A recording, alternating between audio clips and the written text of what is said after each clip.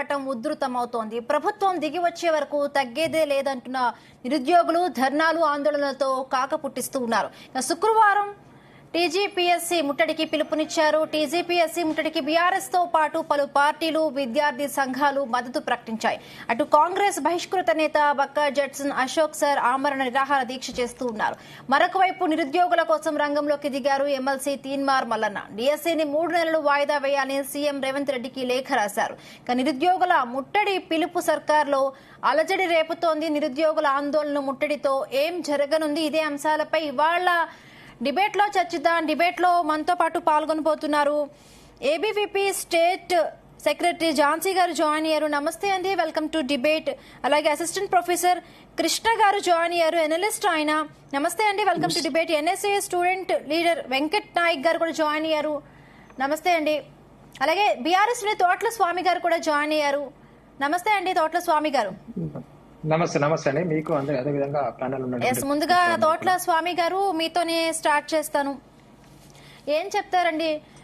గత 3 రోజులుగా కూడా తెలంగాణలో నిరుద్యోగుల పోరాటం ఉధృతమవుతోంది. టీజీపీఎస్సీ ముట్టడి కూడా నిరుద్యోగ సంఘాలు పిలుపునిచ్చాయి. ముఖ్యంగా ఈరోజు తెలంగాణ ప్రజలందరికీ కూడా వాస్తవం ఏందో అర్థమైందని చెప్పేసి మేము భావిస్తా ఉన్నాం. తెలంగాణ విద్యార్థుల మనోభావాలతోటి ఈనాటి ప్రభుత్వం ఆటలాడుకుంటా ఉన్నది. గతంలో బీఆర్ఎస్ ప్రభుత్వం ఉన్నప్పుడు 1,65,000 ఉద్యోగాలు నింపినప్పటికీ 30,000 ఉద్యోగాలను నోటిఫికేషన్ ఇచ్చి ఎగ్జామ్ నిర్వహించి ఎలక్షన్ కోడ్ వల్ల ఆ రిజల్ట్ ప్రకటించకుండా పెండింగ్ లో ఉన్నటువంటి ఉద్యోగాలను ఈ కాంగ్రెస్ గవర్నమెంట్ వచ్చిన తర్వాత ఆ ఉద్యోగాలను నోటిఫికేషన్ ఏదైతే మేము ఇచ్చి ఉన్నామో ఆ యొక్క రిజల్ట్స్ మాత్రమే ఇచ్చి వారికి బడ్జెట్ అలొకేషన్ కావచ్చు, ఎగ్జామ్ నోటిఫికేషన్ కావచ్చు, ఎగ్జామ్ కండక్టే కావచ్చు, ప్రతిదీ మీరు నిర్వహించిన తర్వాత ఆ నోటిఫికేషన్ ఏదైతే రిజల్ట్ ఇచ్చి వారు మా నానా హంగామా చేసి ఉద్యోగాలు మొత్తం తనే ఇచ్చినట్టుగా రవీంద్ర భారతిలో పోయి ఆయన నియామక పత్రాలు అందించి మామూలు హంగామా చేయలే. వచ్చిన 3 రోజుల్లోనే 30,000 ఉద్యోగాలు ఇష్టమని జనాలంతా నవ్వుకున్నారు. విద్యార్థులు, ఉద్యోగులు, ఇక్కడ ఉన్నటువంటి మేధావులు, చదువుకున్నటువంటి విజ్ఞానవంతులంతా కూడా ఇదేందా ఇది అంత అడావుడి అని చెప్పేసి నవ్వుకున్నారు. ఆ యొక్క అడావుడి, ఆ యొక్క స్పిరిట్ ఆయన నిజంగానే చెప్పుకుంటే ఈ రోజు ఎందుకు లేదు అని చెప్పేసి అడుగుతా ఉన్నాం. ఇవాళ గ్రూప్ 2 నోటిఫికేషన్ ఏదైతే ఉందో నిర్వహిస్తా అని చెప్పడం జరిగిందో అది కూడా బీఆర్ఎస్ ప్రభుత్వం ఇచ్చినటువంటి నోటిఫికేషన్. విద్యార్థులందరూ కూడా రిక్వెస్ట్ చేసి ఎలక్షన్ మేము కోడ్లో మేమంతా మనోభావాలు వేరే తిరిగా ఉన్నాయి, మేము ఈ టైంలో వద్దు పోస్ట్ పోన్ చేయమని కేసీఆర్ గారిని అడగడం వల్ల కేసీఆర్ గారు పోస్ట్ పోన్ చేసినటువంటి నోటిఫికేషన్ ఇప్పుడు కండక్ట్ చేస్తూ దాన్ని వీళ్ళు నిర్వహించినట్టుగా బడ్జెట్ అలొకేషన్ కావచ్చు, ఇంకోటి కావచ్చు, వీళ్ళకి ఏం సంబంధం లేదు. అన్ని ఏర్పాట్లు అయినటువంటి ఎగ్జామ్ నిర్వహించడానికి పెండింగ్ పోస్ట్ పోయినటువంటి దాన్ని వీరు నిర్వహిస్తూ మేము వచ్చిన తర్వాత వారు ఒక మాట చెప్పడం జరిగింది, పోస్టులను కూడా పెంచి మళ్ళా కండక్ట్ చేస్తామని చెప్పి దాని గురించి ఇప్పుడు ఊసులేదు. పెంచడం గ్రూప్ 2లో పోస్టులు పెంచకపోగా ఈ రోజు పోస్ట్ పోన్ చేయమంటే కూడా దాని గురించి పట్టించుకోక ఆయన ఢిల్లీ యాత్రలో చాలా బిజీగా ముఖ్యమంత్రి కావడం జరిగింది. ఇప్పటికీ మనం చూసినటువంటి అయితే 17 సార్లు ముఖ్యమంత్రి గారు ఢిల్లీకి పోవడం జరిగింది. పోయేది 1-2 సార్లు ప్రభుత్వం ప్రజల కోసం అని చెప్తూ ఆయన వ్యక్తిగత ప్రచారం కోసమో, వ్యక్తిగత లాబింగ్ కోసమో, వ్యక్తిగత అవసరాల కోసమో ఢిల్లీ యాత్రలు చేస్తా ఉన్నాడు. ఇవాళ ముఖ్యంగా ఆయన ముఖ్యమంత్రి ఒక పోస్ట్ మాస్టర్ డ్యూటీ చేస్తా ఉంటా మాకు అర్థం కావట్లేదు తెలంగాణ ప్రజలకు. ఇక్కడ ఏ చిన్న సమస్య కలిసినా ఆ సమస్యను తీసుకొని ఢిల్లీకి పోవడం, వారేం చెప్తారో తీసుకొచ్చి ఇక్కడ ప్రకటించడం. ఆయన ముఖ్యమంత్రి లేకపోతే పోస్ట్ మ్యాన్, ఆయన దానికి సమాధానం చెప్పాల్సిన అవసరం ఉన్నది. కేసీఆర్ గారిని ఫామ్ హౌస్ లో ఉంటాడు, ప్రజలతో అందుబాటులో ఉండడు, విద్యార్థులను కలవడు, నిరుద్యోగులను కలవడు అని చెప్పేసినటువంటి చెప్పి ఉద్యోగులను, నిరుద్యోగులందరినీ రెచ్చగొట్టి రోడ్ల మీద తీసుకొచ్చి ప్రభుత్వాన్ని బదనాం చేసి ఆ యొక్క మనోభావాలతోటి వారి యొక్క ఆంక్షలు నెరవేర్చాలని చెప్పి మాయమాట చెప్పి వారితో ఓట్లు వేయించుకొని ఇలా ప్రభుత్వంలోకి వచ్చిన తర్వాత ప్రజాపాలన కంప్లీట్ చేయండి ఒక్క నిమిషం. ప్రజాపాలన అని చెప్పి జస్ట్ కంప్లీట్ చేస్తాను. ప్రజాపాలన అని చెప్పేసి ఒక్కటి రోజు హంగామా చేసి ప్రగతి భవన్ కు వచ్చేసి వాళ్ళందరి దరఖాస్తులు ఆయనే స్వయంగా స్వీకరించి ప్రజా దర్బార్ అన్నాడు, తెల్లారి దాని ప్రజావాణి అన్నాడు. మళ్ళొక్క రోజు కూడా పోలే, ప్రజలకు కలవట్లేడు. ఎందుకు కలవట్లేడు అని చెప్పేసి అడుగుతా ఉన్నాం. ఇలా విద్యార్థులు, నిరుద్యోగులు ఇంత సమస్య జరుగుతా ఉంటే మోతిలాల్ నాయక్ ఆమరణ నిరాహార దీక్ష చేసినా, ఇంకెవరు చేసినా కూడా ఎందుకు స్పందించట్లేదు? ఆ రోజున మేధావులందరూ చెప్పుకున్నటువంటి కోదండరామ్ రెడ్డి గారు కావచ్చు, అదే విధంగా నవీన్ ఎమ్మెల్సీ తీన్మార్ మల్లన్న అనే వ్యక్తి కావచ్చు, అదే విధంగా బల్మూరు వెంకట నానా హంగామా చేసినటువంటి వ్యక్తులంతా ఎక్కడ పోయారని చెప్పేసి అలా మేము అడుగుతా ఉన్నాం. నిరుద్యోగుల తరఫున వారి ఇలా లెటర్ రాసిన వెళ్ళాక ఏదో చూసినాం. లెటర్ ఎందుకు రాసిన? కొంతమందిని తీసుకొని ముఖ్యమంత్రి దగ్గరికి ఎందుకు తీసుకోపోకూడదు? ఒక ఎమ్మెల్సీకి మొన్నటి వరకు ఎన్నికల కోడ్ ఉంది. తెలంగాణ ఒక్కసారి స్వామి గారు పబ్లిక్ సర్వీస్ కమిషన్ లో కూడా ప్రక్షాళన చేయాల్సిన పని ఉంది. గతంలో కూడా పేపర్ లీకేజ్ సమస్యలన్నీ కూడా జరిగినాయి. కమిషన్లని, వైట్ పేపర్లని, కమిషన్లని, శ్వేతపత్రాలని టైం పాస్ చేయడం, నివేదికలు కమిషన్లు వేయడం తప్ప ప్రజాపాలన ఎప్పుడు చేస్తాండి? సంవత్సరానికి ఫస్ట్ వచ్చినటువంటి మొదటి సంవత్సరంలోనే 2 లక్షల ఉద్యోగాలు నింపుతామన్నాడు. ఇప్పటికి 7 నెలల 8 నెలలు నడుస్తా ఉన్నది గవర్నమెంట్ వచ్చి. ఇంకా 4 నెలలు అయిపోతే ఈ సంవత్సరం అయిపోతుంది. ఆయన వేసింది 6,063 ఉద్యోగాలు మాత్రమే ఇప్పుడు ఆయన సొంతంగా వేసిండు. ఇంకా 1,96,94,000 ఉద్యోగాలు ఎప్పుడేసో చెప్పాలా? పోస్ట్ పేమెంట్ గురించి కావచ్చు, డిఎస్సీ పెంచుతామని చెప్పిండు. మెగా డిఎస్సీ అన్నాడు, అది డగా డిఎస్సీ అన్నాడు ఆ రోజు. తీరటానికి ఎందుకు స్పందించటండి? ఇలా దొంగలాగా తప్పించుకొని తిరుగుతా ఉన్నారు రేవంత్ రెడ్డి ఎందుకని చెప్పేసి అడుగుతారు. సురేష్ యాదవ్ గారు కూడా జాయిన్ అయ్యారు స్టూడియో నుంచి. వారి సమస్యలను పట్టించుకోవట్లేదని చెప్పేసి అడుగుతా ఉన్నాం. రైట్, నిరుద్యోగుల పట్ల రాష్ట్ర ప్రభుత్వం ఎందుకింత కఠినంగా వ్యవహరిస్తుంది అనుకుంటారు? అంటే గతంలో ప్రతిపక్షంలో ఉన్నప్పుడు కాంగ్రెస్ ప్రభుత్వమే ఈ హామీలన్నీ కూడా ఇచ్చింది నిరుద్యోగుల పట్ల. సో వాళ్ళేమో గొంతెమ్మ కోరికలు కోరట్లేదు. అంటే ఒకటి ఏంటంటే, ఈ యొక్క చర్చా వేదికలో పాల్గొంటున్నటువంటి పెద్దలందరూ కూడా నమస్కారం, ధన్యవాదాలు తెలియజేసుకుంటూ, వాస్తవ విషయం ఏంటంటే ఈరోజు రాష్ట్ర ముఖ్యమంత్రి కనీసం ఎమ్మెల్యేలకు, మంత్రులకు కూడా దొరకనటువంటి పరిస్థితి ఉన్నది. అది ఎగ్జాంపుల్ నాకు అనిపించింది ఏంటంటే, ఈ విద్యాశాఖ సంబంధించినటువంటి దాన్ని స్వయాన మన ముఖ్యమంత్రి గారి దగ్గర పెట్టుకున్నప్పటికీ అన్అఫీషియల్ గా పొంగులేటి సుధాకర్ రెడ్డి గారిని, ఎవరైతే టీఆర్ఎస్ పార్టీలో అధికారం అనుభవించినటువంటి వాళ్ళు, ఎవరైతే టీఆర్ఎస్ పార్టీలో అధికారంతో పాటు డబ్బులు సంపాదించుకున్నటువంటి వ్యక్తి పొంగులేటి శ్రీనివాసరెడ్డి గారు. సో పొంగులేటి శ్రీనివాసరెడ్డి గారికి అప్పచెప్పడంతో పొంగులేటి శ్రీనివాసరెడ్డి గారే మహేందర్ రెడ్డిని తీసుకొచ్చి, మహేందర్ రెడ్డి ఎవరి పీరియడ్ లో ఉన్నటువంటి వ్యక్తి? కేసీఆర్ పీరియడ్ లో ఉన్నటువంటి వ్యక్తి. మరి కేసీఆర్ పీరియడ్ లో ఉన్నటువంటి వ్యక్తిని తీసుకొచ్చి ఈ టీజీపీఎస్సీ మెంబర్ గా, చైర్మన్ గా పెట్టారు. రెండో విషయం ఏంటంటే, కాంట్రాక్టర్లనే మొత్తం కాంట్రాక్టర్లను కూర్చోబెట్టి పెద్ద పెద్ద హోటల్లో కూర్చోబెట్టిన కల్పిస్తున్నటువంటి పొంగులేటి శ్రీనివాసరెడ్డి గారు ఈ రాష్ట్ర ముఖ్యమంత్రిని కల్పిస్తున్నారు. కానీ ఒక్క నిరుద్యోగిని తీసుకుపోయి, ఒక విద్యార్థిని తీసుకుపోయి, ఒక గ్రూప్ 2 యాస్పిరెంట్, ఒక గ్రూప్ 1 యాస్పిరెంట్, ఒక గ్రూప్ 3 సంబంధించినటువంటి వారిని, ఓ డిఎస్సీ యాస్పిరెంట్స్, వీళ్ళని తీసుకువెళ్లి ఒక్కరోజు కూడా ముఖ్యమంత్రితో కల్పించిండా? ప్రజాపాలన ప్రజాపాలన ప్రజాపాలన అని చెప్పుకున్నటువంటి పదే ఇది ప్రజాపాలన చెప్పుకున్నటువంటి ఈ ముఖ్యమంత్రి గారు, సీతక్క గారు, బట్టి గారు, మన కోదండరాం రెడ్డి గారు, ఇది ప్రజాపాలన ఎట్లయితుంది? పోలీసుల పాలన అవుతుంది. ఎమర్జెన్సీని తలపించే ఇందిరమ్మ రాజ్యంలో ఇందిరమ్మ పాలన అంటే ఏదో గుర్తు చేస్తారనుకున్నాం, కానీ ఇందిరమ్మ పాలనలో ఎమర్జెన్సీని గుర్తు చేస్తున్నట్టు ఇది ఉంది. ఇవాళ ఏం అడుగుతున్నాం మేడం? మీరిచ్చినటువంటి హామీలని ఏదైతే మీ రాహుల్ గాంధీని తీసుకొచ్చి ఆర్టీసీ క్రాస్ రోడ్డు కాడ ఈ టీ దాపించారు. ఎవరికి? విద్యార్థులకు టీ దాపించుకుంటూ, బజ్జీలు తినిపించుకుంటూ ఏం చెప్పారు? మా యొక్క ప్రభుత్వం రాగానే మెగా డిఎస్సీ 25,000 వేస్తాం, మా గవర్నమెంట్ రాగానే గ్రూప్ 2 పోస్టులు ఇంక్రీజ్ చేసి పెంచుతాం, గ్రూప్ 1 పోస్టులు పెంచుతాం, గ్రూప్ 3 పోస్టులు పెంచుతాం.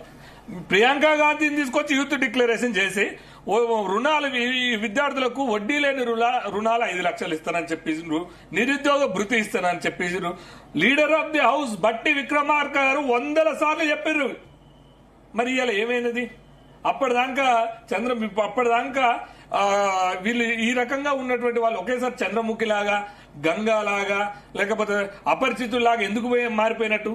100 సార్లు పొద్దున లేస్తే రాహుల్ గాంధీ గారికి దగ్గరికి, రాహుల్ గాంధీ అనే ఈ దేశ ప్రధాన, లేకపోతే రాహుల్ గాంధీ ఏమైనా ఈ విద్యార్థుల పక్షాన ఉన్నాడా? నీటి గురించి మాట్లాడినటువంటి కాంగ్రెస్ నేతలు, ఈ కుంభకోణం గురించి మాట్లాడుతున్నటువంటి ఈ కాంగ్రెస్ నేతలు మరి ఎందుకు ఈ పోస్టులను పెంచట్లేరు? ఈ పోస్ట్ పోన్ ఎందుకు చేయట్లేరు? స్వయాన రాస్తున్నటువంటి విద్యార్థులు ఏమని చెప్తున్నారంటే, మాకు పోస్ట్ పోన్ చేయండి మేడం. డిఎస్సి సంబంధించినటువంటి విద్యార్థులు ఏం చెప్పారంటే స్పష్టంగా, మాకు 3 నెలల సమయం కావాలి. జూన్ 12న టెట్ రిజల్ట్ ఇచ్చారు. రిజల్ట్ తర్వాత జూలై 18 తర్వాత వాళ్ళకు 25 డేస్ లేదు. అంటే ఈ కాలంలో, ఈ దగ్గర కాలంలో ఏ విధంగా రాస్తారు? దీంట్లో వాళ్ళు గ్రూప్ 1 ఫిలిమ్స్ జూన్ 9 రాశారు. అదేవిధంగా హాస్టల్ వార్డెన్ జూన్ 24 రాసిరు, డిఏఓ ఎగ్జామ్ జూన్ 30 రాసిరు. ఇట్లా డిఎస్సి జూలై 15 నుంచి 31 వరకు ఇచ్చారు. దాని తర్వాత గ్రూప్ 2 ఆగస్టులోనే పెట్టారు. రోబోలా ఆస్పిరెంట్స్ అన్న రోబోలా అన్ని ఎగ్జామ్ ఇట్లా పేపర్ తీసి ఇట్లా తీయగానే వస్తాయా? ఎట్లా పాసిబుల్ అవుతుంది? ఒక్క ఎగ్జామ్ రాయమనండి. ఈ ఎమ్మెల్యేలని, మంత్రుల్ని, ముఖ్యమంత్రులు ఒక్క ఎగ్జామ్ రాసి క్వాలిఫై అయ్యానండి. 100 మార్కులకు 35 మార్కులు తెచ్చుకోమనండి ఇలా మొక్కలకి. పాసిబుల్ గా కుర్రము ఇప్పుడు వదిలిపెడితే ఎప్పుడు వస్తుందో తెలియదురా ఆయన అని చెప్తే ఇవాళ సాక్షాత్ ఒక ఛానల్ ఇంటర్వ్యూలో ఒక ఛానల్లో మాట్లాడుతుండ్రు రేవంత్ రెడ్డి గారు. అంబడ అయిపోయింది క్యాలెండర్. ఏది సిగ్గులేని మాటలు ఎందుకు మాట్లాడలేదు? స్వయాన రాష్ట్ర ముఖ్యమంత్రి సోదలో ఉన్నాడు. అదేవిధంగా గతంలో జాబ్ క్యాలెండర్ అయిపోయింది అన్నాడు. గతంలో ఇచ్చినటువంటి కేసీఆర్ ఇచ్చినటువంటి 30,000 ఉద్యోగాలని ఈయన ఫిల్ చేసినని చెప్పిండు. ఈ రకంగా చూస్తే ఇవాళ మీకు చెప్పడం బాధాకరమైనటువంటి విషయం ఏంటంటే 3 నెలలు పుట్టినటువంటి పాపను వదిలిపెట్టి, ఫీడింగ్ వదిలిపెట్టి ఇక్కడ కోచింగ్ సెంటర్ దిల్సుఖ్ నగర్ లో కోచింగ్ సెంటర్ల చుట్టూ తిరుగుతుండ్రు, స్టడీ హాల్ చుట్టూ తిరుగుతుండ్రు. భర్తలకు దూరమైనటువంటి ఆడపిల్లలు ఉన్నారు, భార్యలకు కుటుంబానికి దూరమైనటువంటి మగపిల్లగాలు ఉన్నారు. అసలు డిప్రెషన్ గురవుతున్నారు. ఏం జరుగుతుందో మా పరిస్థితి 15 రోజుల్లో ఎట్లా పాసిబుల్ అవుతుంది? అయితే టెట్ నార్మలైజేషన్ చేయలే. జోనల్ పోస్ట్ ఉన్నప్పుడు టెట్ నార్మలైజేషన్ చేయలే అంటే ఒకనొక సందర్భంలో ఈ పోస్టులు అమ్ముకుంటున్నారు. అదేవిధంగా గ్రూప్ 2 పోస్టులు అమ్ముకున్నారు. గతంలో ఈ టీజీపీఎస్ ని ప్రక్షాళన చేయముందుకే, ఈ టీజీపీఎస్ ని మొత్తం ప్రక్షాళన చేయముందుకే ఆరోపణలు ఎదుర్కొంటున్నటువంటి పోలీసు బాస్ గా ఉండి ఆరోపణలు ఎదుర్కొంటున్నటువంటి మహేందర్ రెడ్డి గారిని తీసుకొచ్చి దీంట్లో కూర్చోబెట్టారు. ఎక్కడ పోయింది మీ సిట్టు దర్యాప్తు? ఏమైంది? కేసీఆర్ గవర్నమెంట్ లో వేసిన సిట్టు దర్యాప్తుని కూర్చోబెట్టుకుని ఏం చేసినావు? నువ్వు మొత్తుకున్నావు కదా, ఉద్యోగాలు అమ్ముకురని చెప్పినావు కదా. ఉద్యోగాలు అమ్ముకున్నప్పుడు మరి టీజీపీఎస్ ప్రక్షాళన చేయకుండా ఎట్లా నిర్వహిస్తుంది? అదేవిధంగా దాంట్లో ఉన్నటువంటి కాంగ్రెస్ పెద్దలు పదే బల్మూరు వెంకటరమణ టీజీపీఎస్ మెంబరా, లేకపోతే కాంగ్రెస్ నేతలు ఎవరైనా టీజీపీఎస్ మెంబరా? ఎవరు మీరు? ఎగ్జామ్స్ నిర్వహిస్తాం, అదే డేట్కు నిర్వహిస్తాం, మీరు ఎట్లా చెప్తారు? ఎందుకంత అన్యాయం జరుగుతుంది? మాకు ఒక అనుమానం ఉన్నది. ఈ పోస్టులు అమ్ముకునే ప్రయత్నం చేస్తున్నారు కాంగ్రెస్ నేతలు. అందుకనే పోస్ట్ అమ్ముకున్నటువంటి నేతలు దర్జాగా బయటకు వచ్చి దర్జాగా పెద్ద హోటల్లో ఫంక్షన్లు చేసుకుంటున్నారు. పోస్ట్ అమ్ముకున్నటువంటి వాళ్ళు దర్జాగా బయట తిరుగుతున్నారు. కానీ ఈ గవర్నమెంట్ కి ఎంతో కొంత వాటా తీసుకొని ఇక్కడ పోస్టులు అమ్ముకునే ప్రయత్నం చేస్తుంది కాబట్టి దాన్ని పోస్ట్ పోన్ చేయట్లేదు. ఒకవేళ మీకు చిత్తశుద్ధి ఉంటే వెంటనే ఇవాళ మీ ఎమ్మెల్సీ తీన్మార్ రాశారు కదా ఈరోజు సీఎం రేవంత్ రెడ్డి కూడా. మేమే వెళ్ళాం, లేఖలు రాశారు. ఎమ్మెల్యేలు కూడా లేఖలు రాస్తారు. పైడి రాకేష్ రెడ్డి గారు, ఆర్మూర్ ఎమ్మెల్యే గారు. తీన్మార్ వల్లనే మీ పార్టీలో ఉన్నటువంటి వ్యక్తి రాస్తుందంటే ఎవరు ముఖ్యమంత్రి ఎమ్మెల్సీలను గెలవడు, స్పష్టంగా అర్థమైంది. ఎమ్మెల్యేలను గెలవడు. మరి నీ అంతా అని చెప్పినటువంటి నువ్వెవరైతావు? పిచ్చి తుగ్లక్ పాలన అన్నట్టు ఇవాళ రేవంత్ రెడ్డి గారు. ఇంకోటి ఏంటంటే మేడం, జిల్లాలో ఉన్నటువంటి విద్యార్థి నేతల్ని, జిల్లాలో ఉన్నటువంటి ఆస్పిరెంట్స్ ని, జిల్లాలో ఉన్నటువంటి గ్రూప్ 2 గ్రూప్ 1 ఆస్పిరెంట్స్ ని, డిఎస్సీ ఆస్పిరెంట్స్ ని ఇష్టం వచ్చినట్టు అరెస్ట్ చేసి ఈ అర్ధరాత్రి పూటనే అరెస్ట్ తీసుకొని పోతున్నారు. ఏం పాలన? పోలీసులను నమ్ముకొని మీరెట్లా పాలన చేస్తున్నారు? పోలీసులనే పెట్టుకొని ఇట్లెందుకు చేస్తున్నారు? ఒకనాడు టీజీపీఎస్సీ ముట్టడిలో నేను కూడా ఉన్నా. దానికి నాయకత్వం వహిస్తే ఇదే కాంగ్రెస్ నేతలు కోదండరాం రెడ్డి కావచ్చు, ఇదే విధంగా బల్మూరి వెంకట్ కావచ్చు, ఇదే అద్దంకి దయాకర్ గారు కావచ్చు, అక్కడ మాతో పాటు ధర్నా చేసిండు. అదే ప్లేస్ లో ఇవాళ ధర్నా అనుమతి ఇవ్వట్లే. సురేష్ గారు రైట్. అసిస్టెంట్ ప్రొఫెసర్ కృష్ణ గారి దగ్గరికి వెళ్దాం. కృష్ణ గారు నమస్తే అండి. నమస్తే అండి. ఆడియబుల్ వినిపిస్తుందా అండి? చెప్పండి. హలో, వినిపిస్తోంది, వాయిస్ వస్తుంది. కృష్ణ గారు మాట్లాడండి. Okay madam. So good evening to all వివిధ విద్యా సంఘాల నాయకులు, అట్లాగే బీఆర్ఎస్ పార్టీ నాయకులు, నాతో పార్టిసిపేట్ చేస్తున్నటువంటి మిత్రులందరికీ కూడా, అట్లాగే జీ న్యూస్ ప్రత్యేకమైనటువంటి అభినందనలు, కృతజ్ఞతలు తెలియజేస్తా ఉన్నా. సరే, ఒక మంచి డిబేట్ తీసుకున్నారు. నిరుద్యోగులు, విద్యా వ్యవస్థ మీద ఒక పెద్ద చర్చ అనేటువంటిది ప్రధానమైనటువంటి అంశం. సో గతంలో ఉండేటువంటి రాష్ట్ర ప్రభుత్వం కానీ, లేదా ఇటీవల అధికారంలోకి వచ్చినటువంటి కాంగ్రెస్ ప్రభుత్వం కానివ్వండి, అట్లాగే కేంద్రంలో గత 10 సంవత్సరాల నుండి మూడోసారి కూడా అధికారంలో కంటిన్యూ చేస్తున్నటువంటి బీజేపీ మరి ఎన్డీఏ ప్రభుత్వం కానివ్వండి, అసలు టోటల్ గా నిరుద్యోగుల పట్ల, విద్యార్థుల పట్ల చిత్తశుద్ధి ఉన్నట్టుగా మనకు కనిపించట్లేదు అనేటువంటిది వాస్తవం. రాష్ట్ర ప్రభుత్వం, గత ప్రభుత్వాలన్నీ కూడా వేల ఉద్యోగాలను ఈ దేశంలో, ఈ రాష్ట్రంలో రిక్రూట్మెంట్ చేస్తామని చెప్పి ఎన్నికల ముందు హడావుడిగా నోటిఫికేషన్ వేసి 30,000 ఉద్యోగాలు నోటిఫికేషన్ వేసి, సరే ఎన్నికల కోడ్ తోటి వాళ్ళు ఎగ్జామ్స్ కొన్ని నిర్వహించారు, కొన్ని నిర్వహించలేదు. ఆ ఎగ్జామ్స్ ఏదైతే ఉన్నాయో అవి ఈ ప్రభుత్వ అధికారంలోకి వచ్చినాక కొన్ని రిజల్ట్స్ ఇచ్చి మేమే ఉద్యోగాలు ఇచ్చినామని ఈ ఇప్పుడున్నటువంటి రాష్ట్ర ప్రభుత్వం కూడా ప్రకటించుకున్నటువంటి పరిస్థితిని కూడా మనం చూసాం. సరే, ఏది ఏమైనా ఈ రాష్ట్ర ప్రభుత్వము, ఇప్పుడున్నటువంటి అధికారంలో ఉన్నటువంటి రాష్ట్ర ప్రభుత్వము, గతంలో ఉండేటువంటి రాష్ట్ర ప్రభుత్వము, బీఆర్ఎస్ ప్రభుత్వము ఏదైతే ఉందో, తెలంగాణ ఉద్యమము జరిగేటప్పుడు ఈ తెలంగాణ రాష్ట్రంలో ఉండేటువంటి విద్యార్థులను, యువకులను, నిరుద్యోగులందరికీ ఉపాధి అవకాశాలు కల్పిస్తామని చెప్పి నీళ్లు, నిధులు, నియామకాలు అనేటువంటి స్లోగన్స్ తీసుకొని తెలంగాణ ఉద్యమాన్ని చాలా ఉధృతంగా నడిపి ఒక సకల జనుల సమ్మెను తోటి మొత్తం కేంద్ర ప్రభుత్వాన్ని మెడలు వంచి తెలంగాణ రాష్ట్ర ప్రభుత్వాన్ని, తెలంగాణ ఏర్పాటును చేసుకున్నామన్నటువంటిది వాస్తవం. కానీ ఆ స్లోగన్ తో అధికారంలోకి వచ్చినటువంటి గత ప్రభుత్వం నిజంగా కూడా నిరుద్యోగుల యొక్క ఆశలు, వాళ్ళ ఆశయాలు ఏదైతే ఉన్నాయో అవి ఫుల్ఫిల్ చేయలేదు. అప్పుడు అపోజిషన్ పార్టీలు అయినటువంటి వాళ్ళు, కాంగ్రెస్ కానివ్వండి, రాష్ట్రంలో ఉండేటువంటి బీజేపీ కానివ్వండి, మిగతా ప్రజా సంఘాలన్నీ కూడా, విద్యార్థి సంఘాలన్నీ కూడా, యువజన సంఘాలన్నీ కూడా మొత్తం యావత్ నిరుద్యోగ లోకాన్ని అంతా కూడా ఒక ఎమోషన్స్ క్రియేట్ చేసి ఈ ప్రభుత్వాన్ని కూల్చడం లోపల ఒక ప్రధానమైనటువంటి ఇన్స్ట్రుమెంట్ గా యువతను, విద్యార్థి లోకాన్ని వాడుకున్నారు అనేటువంటిది వాస్తవం.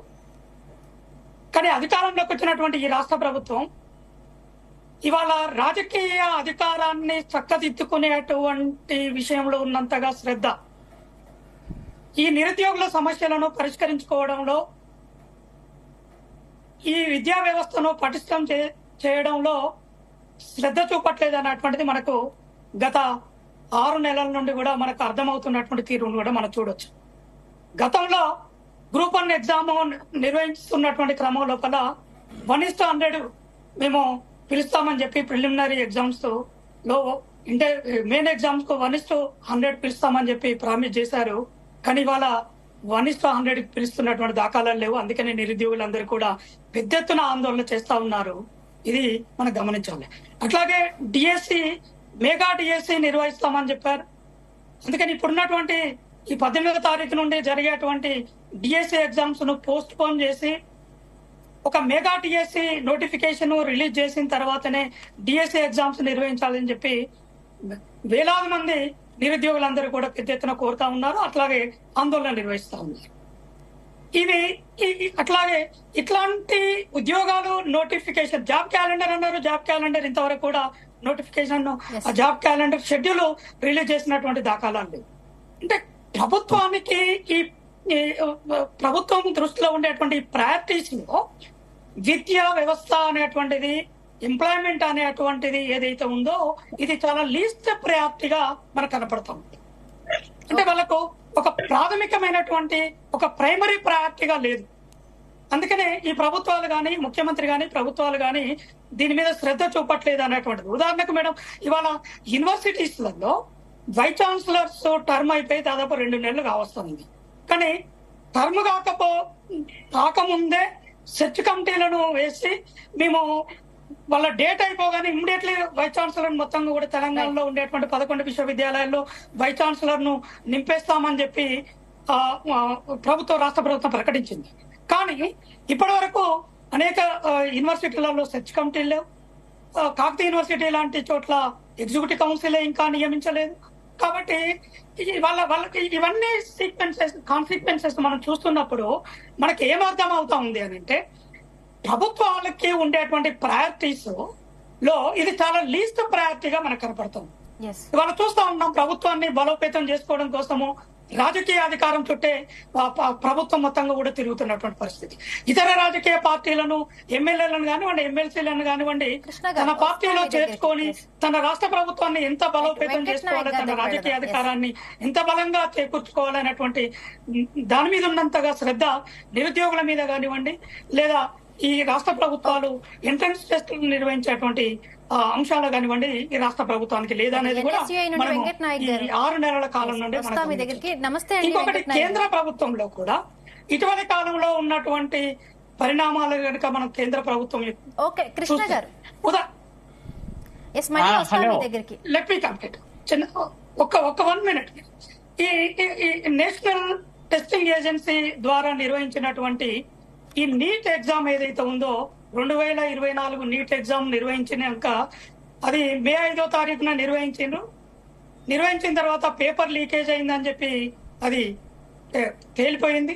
అది బీహార్ లో కానివ్వండి, గుజరాత్ రాష్ట్రంలో బీజేపీ పాలిత రాష్ట్రాల్లోనే పేపర్ లీకేజ్ అయిందని చెప్పి మనకు అధికారికంగా వచ్చాయి. అక్కడ వాళ్ళు ఎవరైతే దోషులు ఉన్నారో ఆ దోషులను కూడా పట్టుకున్నారు, వాళ్ళని ప్రశ్నిస్తున్నారు.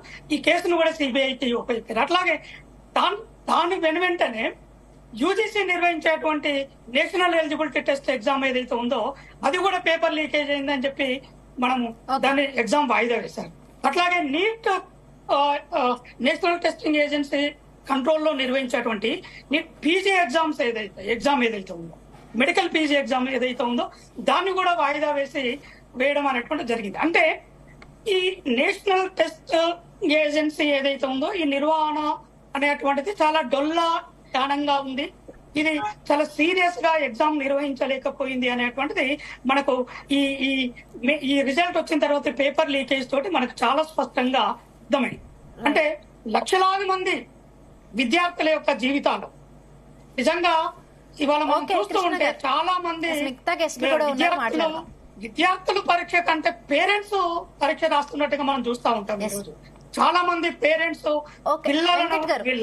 నిరుద్యోగుల పట్ల రాష్ట్ర ప్రభుత్వం కఠినంగా వ్యవహరిస్తుంది. లక్షల రూపాయలు ఖర్చు పెట్టి పిల్లల మీద పెడితే ఇట్లా ఇవాళ వెంకట్ గారు. మేడం నమస్తే మేడం. హలో మేడం నమస్తే మేడం, వినపడుతుందా మేడం? వినిపిస్తోంది. వెంకట్ నాయక్ గారు చెప్పండి మేడం. ఇప్పుడు విషయం ఏంటంటే మేడం, ఒకసారి నేను క్రోనాలజీ చెప్తాను మేడం. ప్రభుత్వం వచ్చిన తర్వాత జరిగిన పరిణామాల మీద కూడా మనకు అవగాహన ఉండాల్సి ఉంటుంది. ఫస్ట్ ముందుగా జరిగింది టీపీఎస్సీ ప్రక్షాళన మేడం. ఆ ప్రక్షాళన జరిగిన తర్వాత హారిజాంటల్ అంశం మీద అప్పటి గత బీఆర్ఎస్ ప్రభుత్వం దీని మీద కొంచెం కొర్రీలు పెడితే హైకోర్టు నుంచి దాన్ని తీసుకొచ్చి హారిజాంటల్ రిజర్వేషన్ ని అమలు చేయడం జరుగుతుంది. అదేవిధంగా ఏదైతే సరే గత ప్రభుత్వం రిక్రూట్మెంట్ అంటే ఏదైతే ఆ నోటిఫికేషన్ ఇచ్చినప్పటికీ కూడా ఈ ప్రభుత్వం వచ్చిన తర్వాత ఆ ఉద్యోగాలన్నింటినీ అపాయింట్మెంట్ లెటర్స్ ఇచ్చేసి వాళ్ళను ట్రైనింగ్ పంపించిన సందర్భాలు ఉంటాయి. సో అవంతా జరిగిన విషయాలు. ఇంకో విషయం ఏంటంటే మేడం, డిఎస్సికి సంబంధించిన 11,000 నోటిఫికేషన్ ఆల్రెడీ ఇచ్చేసాము. ఇక్కడ విషయం అంటే మనం ప్రధానంగా ఆలోచించాల్సిన విషయం ఏంటంటే గవర్నమెంట్ కి నోటిఫికేషన్ మీద ప్రయారిటీ లేదని కాదు, నోటిఫికేషన్ అంశాలని పక్కన దారి పట్టించడం అనేది కూడా కాదు. ఇక్కడ ఏదైతే బీఆర్ఎస్ ప్రభుత్వం గత 10 సంవత్సరాలుగా ఈ తెలంగాణ రాష్ట్రంలో విద్యార్థులు నిరుద్యోగులను ఆగం చేసిందో అలాంటి ఆగం ఈ రాష్ట్రం జరగకూడదని చెప్పి గౌరవ ముఖ్యమంత్రి గారు కానీ లేకపోతే అన్ని విద్యార్థి సంఘాలు కానీ అన్ని కలిసి ఇక్కడ ఉన్న విద్యార్థులకు అన్యాయం చేయొద్దని అనుకుంటున్నాయి. సో ప్రధానంగా మేము ఏమంటున్నాం అంటే మేడం, మీరు ఒకటి గమనించండి, ఇక్కడ గ్రూప్ 1 కి 63 పోస్టులు పెంచి ఆల్రెడీ బయోమెట్రిక్ పెట్టి మరి ప్రిలిమినరీ ఎగ్జామ్ కండక్ట్ చేశాం మేడం. గ్రూప్ 2 విషయానికి వచ్చినప్పుడు ఆల్రెడీ డేట్ వచ్చిన తర్వాత లేదు గ్రూప్ 2 కొంచెం పోస్ట్ పోన్ చేయాలి, అదేవిధంగా కొన్ని పోస్టులు యాడ్ చేయాలని మాత్రమే విద్యార్థులు ఈ రోజు ధర్నా చేస్తున్నారు తప్ప దాన్ని ఏదో పెద్ద భూతత్వంలో చూపించేసి ఈ రోజు బీఆర్ఎస్ ప్రభుత్వం కానీ లేకపోతే బీజేపీ వాళ్ళు కానీ దాన్ని ఇంటర్ప్రిట్ చేసే ప్రయత్నం చేస్తున్నారు. దాని అంతా భూతత్వంలో పెట్టి చూడాల్సిన అవసరం లేదు మేడం. మేమేమంటున్నాం, అది కూడా గౌరవ ముఖ్యమంత్రి గారి కన్సర్న్ లో ఉంది. గౌరవ ముఖ్యమంత్రి గారు కూడా ఆ విషయాన్ని సీరియస్ గా తీసుకున్నారు. ఇన్ కేసు పోస్ట్ పోన్ చేయాల్సి వస్తే చేయొచ్చేమో, పోస్ట్ పెంచాల్సి వస్తే పెంచొచ్చేమో. ఈ రెండు జరిగే అంశాలు మేడం. దాన్ని ఇంకా రాదంతం చేయాల్సిన అవసరం ఏముంటుంది మేడం? గ్రూప్ 1 పోస్టులు పెంచాము. అంటే వెంకట్ గారు, వాస్తవానికి గతంలో కాంగ్రెస్ పార్టీ ప్రతిపక్షంలో గ్రూప్ 2 గ్రూప్ 3 పోస్టులు పెంచాలని ప్రధానంగా కాంగ్రెస్ పార్టీ డిమాండ్ చేసింది. సో ఇప్పుడు అది పెద్ద పెంచడం అనేది ప్రభుత్వానికి పెద్ద కష్టం ఏది కాదని అంటున్నారు మేడం. నేను మాట చెప్తా, ఒక విషయం ఏంటంటే ఆట ఆడకంటే ముందే రూల్స్ ఉంటాయి మేడం. ఆడను స్టార్ట్ చేసిన తర్వాత రూల్స్ మారవు మేడం. సో అయినా సరే దాన్ని మేమేం తప్పించుకొని తిరిగే ప్రయత్నం అయితే చేస్తలేం. కానీ విషయం ఏంటంటే మేడం, ఎప్పుడైనా సరే ఇప్పుడు జాబ్ క్యాలెండర్ అనౌన్స్ చేద్దామని ఇంకో వారం 2 వారాల్లో జాబ్ క్యాలెండర్స్ వస్తాయి మేడం. జాబ్ క్యాలెండర్ బేస్ మీద కనుక ఎగ్జామ్ జరగాల్సి వస్తే దానికంటే ముందు టీఎస్పీఎస్సీ ప్రక్షాళన జరగాల్సి వస్తుంది. ఒక చిన్న విషయం మీద కూడా ప్రతి విషయాన్ని కోర్టులో నాంచే ప్రయత్నం జరుగుతున్నప్పుడు ఆ కోర్టులకు వెళ్లకుండా ఈ రోజు నిరుద్యోగులు వాళ్ళ జీవితాలు గతంలో బీఆర్ఎస్ ప్రభుత్వం ఉన్నప్పుడు కూడా ఈ పోస్టులనే 503 నుంచి 563కి ఇదే పెంచారు. బట్ ఆ పెంచిన దాన్ని కూడా గుర్తు చేశారు బీఆర్ఎస్ వాళ్ళు. ఇప్పుడు వివిధ శాఖల నుంచి ఆయన ఇండెంట్ తీసుకొని ఆర్థిక శాఖకు పంపితే మళ్ళీ దాన్ని టీజీపీఎస్సీలో పంపితే నోటిఫికేషన్ రిలీజ్ చేసే అవకాశం ఉంటుందని అంటున్నారు. మేడం ఒక మాట స్పష్టంగా చెప్తున్నా మేడం. ఒక మాట విషయం ఏంటంటే ఇక్కడ విషయం ఒక్కటే, గ్రూప్ 2 గ్రూప్ 3 పోస్టులను అంటే గ్రూప్ 2 పోస్టులను పెంచాలి, గ్రూప్ 2 గ్రూప్ 3 ఎగ్జామ్స్ ని డిసెంబర్ లో నిర్వహించాలి. ఇదే అంశం మేడం. ఇక మిగతా ఏ అంశాన్ని మనం దీంట్లో తీసుకురావద్దు. మిగతా అన్ని అంశాలు చాలా సమర్థవంతంగా చాలా మంచిగా జరుగుతున్నాయి మేడం. ఇప్పుడు నేను మాట అంటున్నా, ఇందాక ప్యానల్ లో మిత్రులు అన్నారు మహేందర్ రెడ్డి గారు సమర్థులు కారు అని చెప్పి వీరెట్లా నిర్ణయిస్తారండి? వాళ్ళ సమర్థతను గురించి మనం ఎట్లా చేయాలి? అప్పటికే ఆకునూరు మురళి గారిని మహేందర్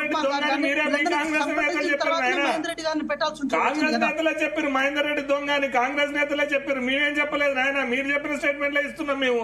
అదే విధంగా పార్టీలు మారితే ఒక విషయము నేను ఒక మాట అంటున్నా, సోదరా, పార్టీ మారితే కరెక్ట్ అంటారా? మరి పొంగులేటి శ్రీనివాస్ రెడ్డి గారిని దీంట్లో ఇన్వాల్వ్ చేయడం కరెక్ట్ అంటారా? అంటే రాజకీయం చేయడమా లేకపోతే కాదా? ఉన్న పిల్లల్ని విద్యార్థులను మీరు రాంగ్ డైరెక్షన్ లో తీసుకున్నాము. శ్రీనివాస్ రెడ్డి వలన ఈ కథ వచ్చింది సోదరా, తెలుసుకోండి. ఎట్లా అంటారు ఆ మాట? ఎట్లా అంటారు సార్? అంటే విద్యార్థులు కదా 100% వెంకట్ గారు 100% అంటాం. ఎందుకను మీరు రాంగ్ స్టేట్మెంట్ ఇచ్చి విద్యార్థులు నిరుత్సాహపరుస్తున్నట్టే కదా? 100% నిరుత్సాహపరుస్తున్నట్టే కదా? పొంగిలేటి శ్రీనివాస్ రెడ్డి గారు ఏం చేస్తున్నారు? కాంట్రాక్టర్ ని కల్పించే ముఖ్యమంత్రిని ఒక్క విద్యార్థిని కల్పించిందా కదా? ఇక అంతకంటే ఏం కావాల్సి ఉంటుంది సార్? ఇవాళ మీ ఎమ్మెల్యేలే ఉన్నటువంటి ఎమ్మెల్యేలే మా ముఖ్యమంత్రి కలవట్లేదు. మీరే స్వయాన నిరుద్యోగులే తీసుకుపోయి లెటర్లు ఇవ్వాలి, లెటర్లు ఇస్తున్నారు మాకు. ఒక్కసారి పెట్టండి ఈ లెటర్లు. మీ పార్టీలో ఉన్నటువంటి ఎమ్మెల్యేలు కూడా లెటర్లు ఇస్తున్నారు, మా ముఖ్యమంత్రి కలవట్లేదు. నిరుద్యోగులారా మీరు కూడా లెటర్లు ఇవ్వాలి. నేను కానీ ఉస్మాన్ యూనివర్సిటీ వేదికగా ఇన్ని ఉద్యమాలు చేసినాం కదా, ఏ కారణం చేత చేసినాం?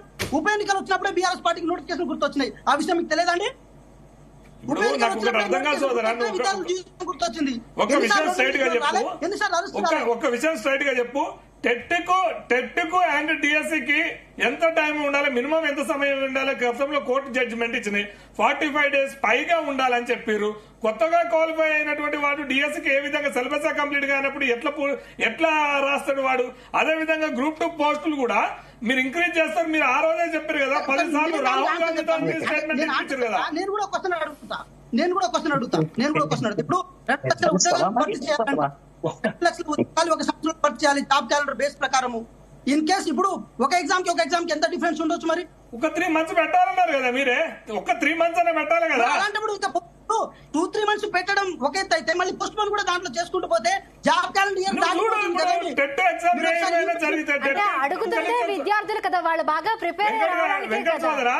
టెట్ ఎగ్జామ్ మే 20 నుండి జూన్ 3 మధ్య జరిగింది. Group 1 films June 9, hostel warden June 24, DAO June 30, DSC July 17 నుంచి 31, గ్రూప్ 2 ఆగస్టు 7 నుంచి 8 ఆబ్జెక్టివ్, గ్రూప్ 2 మెయిన్స్ అక్టోబర్ 21 నుంచి అక్టోబర్ చివరి వరకు, గ్రూప్ 3 నవంబర్. ఇన్ని వరుసగా చెప్పండి. Thank you very much. అంటే ఈ సంవత్సరం మొత్తం నోటిఫికేషన్ పండుగ, జాబుల పండుగ అని చెప్పి చెప్పకనే చెప్పారు. అయితే నేనేమంటున్నా అంటే సురేష్ అన్న, నేను కూడా ఒక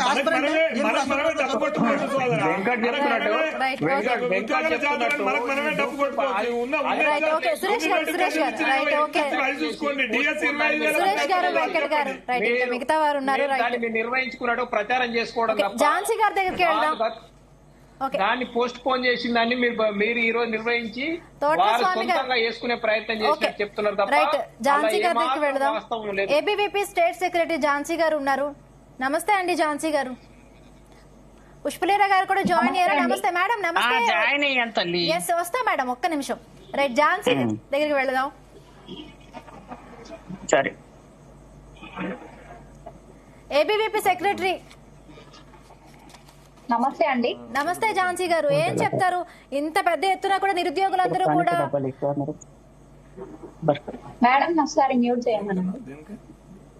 ఝాన్సీ గారు వినిపిస్తోందా? ధర్నాలు చేస్తున్నారు తెలంగాణలో నిరుద్యోగులందరూ కూడా, పోరాటం ఉధృతం రోజు రోజుకు చేస్తున్నారు. ఎందుకు ప్రభుత్వం ఇంకా ఇంత మొండి పట్టు పడుతుంది అనుకుంటున్నారు? కాంగ్రెస్ ప్రభుత్వం గత బీఆర్ఎస్ ప్రభుత్వం చూసుకున్నట్లయితే 10 సంవత్సరాలుగా ఇంటికి ఒక ఉద్యోగం అని చెప్పి నీళ్లు నిధులు నియామకాలని ఒక అజెండాతోని తెలంగాణ ఉద్యమాన్ని ఉధృతం చేసి 1200 మంది ప్రాణత్యాగాలు చేసి రాష్ట్రం సాధించుకున్న తర్వాత 10 సంవత్సరాలు ఇదిగో నోటిఫికేషన్లు అదిగో నోటిఫికేషన్లు అంటూ కాలయాపన గడుపుతూ వచ్చింది. తీరా ఎలక్షన్లు ముందుకు వచ్చిన తర్వాత అడపతడప నోటిఫికేషన్లు వేసి కనీసం 10th ఎగ్జామ్ కూడా సక్రమంగా నిర్వహించలేనటువంటి చేతగాని ప్రభుత్వం బీఆర్ఎస్ ప్రభుత్వం. ఒక ఎంసెట్ పేపర్ కావచ్చు, 10th పేపర్ నుంచి మొదలు పెట్టుకుంటే గ్రూప్ 1 పేపర్ వరకు కూడా అన్ని లీకేజీలు కోర్టు చుట్టూ తిరగడంతోనే నిరుద్యోగుల జీవితాల సగం జీవితం గడిచిపోయింది.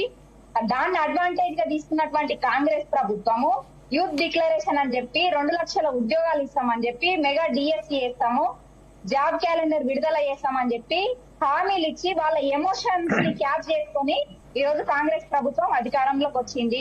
అధికారం ఆనాడు ప్రతిపక్షంగా ఉన్నప్పుడు ప్రశ్నించినటువంటి కాంగ్రెస్ ప్రభుత్వం ప్రతిపక్షంగా ఉండి డిమాండ్ చేసినటువంటి డిమాండ్స్ ఏవైతే ఉన్నాయో, వాళ్ళు ఇచ్చినటువంటి హామీలు ఏవైతే ఉన్నాయో ఈ రోజు నిరుద్యోగులు వాటిని అమలు చేయండి అని చెప్పినందుకు ఈ రోజు కాంగ్రెస్ ప్రభుత్వము వాళ్ళ పని అయిపోయింది, మేము అధికారంలోకి వచ్చినామా చేతులు దులుపుకున్నామా అన్న విధంగా ప్రవర్తిస్తా ఉన్నారు. ఇవాళ పక్క పార్టీలో ఉన్నటువంటి ఎమ్మెల్యేలను లాక్కోవడం పైన ఉన్నటువంటి శ్రద్ధ నిరుద్యోగ యువత పైన గాని విద్యార్థుల పైన గాని ఈ యొక్క కాంగ్రెస్ ప్రభుత్వానికి లేదు. గత ముఖ్యమంత్రి ఏం తక్కువ కాదు, ఇప్పుడున్న ముఖ్యమంత్రి గారు కూడా ఏం తక్కువ కాదు. ఆయన పోయి వేరే రాష్ట్రంలో రాజకీయాలు చేసిండు, ఇప్పుడు ఈయన ఢిల్లీ యాత్రలకు బయలుదేరుతుండు. ఇక్కడ ఉన్న సమస్య ఎందుకో అంతుచిక్కడం లేదు. ముఖ్యమంత్రి గారి దృష్టిలో ప్రతి ఒక్క సమస్య ఉన్నప్పటికీ కూడా ఇంతమంది నిరుద్యోగ యువత రోడ్డు ఎక్కి ఈ రోజు రాజకీయం చేస్తున్నారని మాట్లాడుతున్నారు కదా సోదరులు. రాజకీయం చేస్తుంది మీరన్నా, మీ రాజకీయ బలం పెంచుకోవడం కోసం ఇవాళ సంప్రదింపులు జరుపుతున్నారు, పక్క పార్టీ వాళ్ళని లాక్కుంటున్నారు. కానీ దాని మీద ఉన్న సోయి నిరుద్యోగుల మీద ఎందుకు లేదన్నా? హామీలు ఇచ్చింది ఎవడు? మాకు 5 లక్షల భరోసా కార్డు ఏమన్నా నిరుద్యోగులు ఏమన్నా అడుక్కున్నారా? నెల డబ్బులు ఏమని చెప్పేసి ఏమన్నా నిరుద్యోగులు అడుక్కున్నారా?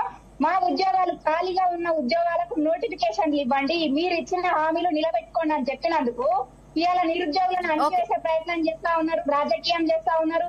ఏ రాజకీయ నాయకుడు రోడ్డు ఎక్కలేదు. నిరుద్యోగ యువత రోడ్డు ఎక్కి ప్రశ్నించడం మొదలు పెట్టిన తర్వాతే రాజకీయ నాయకులు కావచ్చు, విద్యార్థి సంఘాలు కావచ్చు వాళ్ళకు మద్దతుగా ఈ రోజు పోరాటాలు చేస్తా ఉన్నారు తప్ప మొట్టమొదటనే రాజకీయం చేయడానికి ఎవరు కూడా ప్రయత్నం చేయలేదు. గత ప్రభుత్వం చేసినటువంటి తప్పిదాలకు పోటీ పడుతూ ఈ ప్రభుత్వం కూడా అదే విధంగా తప్పుదోవలో నడుస్తుంది తప్ప అదే విషయాన్ని కాంగ్రెస్ పుష్పలీల గారు జాయిన్ అయ్యారు మాత్రం నడవడం లేదు. రైట్, పుష్పలీల గారు నమస్తే అండి. రైట్, వాస్తవానికి నిరుద్యోగులకి గత ప్రభుత్వం అంటే గతంలో ప్రతిపక్షంలో కాంగ్రెస్ పార్టీ ఈ హామీలన్నీ కూడా ఇచ్చింది. సో నిరుద్యోగుల డిమాండ్లను నెరవేర్చడంలో అంత పెద్ద కష్టం ఏది కాదు అని చెప్పి కూడా చాలా వరకు వినిపిస్తున్న మాట. ఎందుకు ప్రభుత్వం ఇంత నిరుద్యోగుల పట్ల ఎందుకు ఇంత మొండి వైఖరిని ప్రదర్శిస్తోంది? అన్మ్యూట్ చేసి మాట్లాడండి పుష్పలీల గారు, వాయిస్ రావట్లేదు. అన్మ్యూట్ చేసి మాట్లాడండి, వాయిస్ రావట్లేదు. అది ఇప్పుడు అమ్మాయి అనడంలో తప్పు లేదు, అడగడంలో తప్పు లేదు. వాళ్ళ రైట్, వాళ్ళు అడగాలి, ఖచ్చితంగా అడగాల్సిందే. ఎవరినైనా అడుగుతారు. ఓ నిరుద్యోగుల సమస్య అలాంటిది.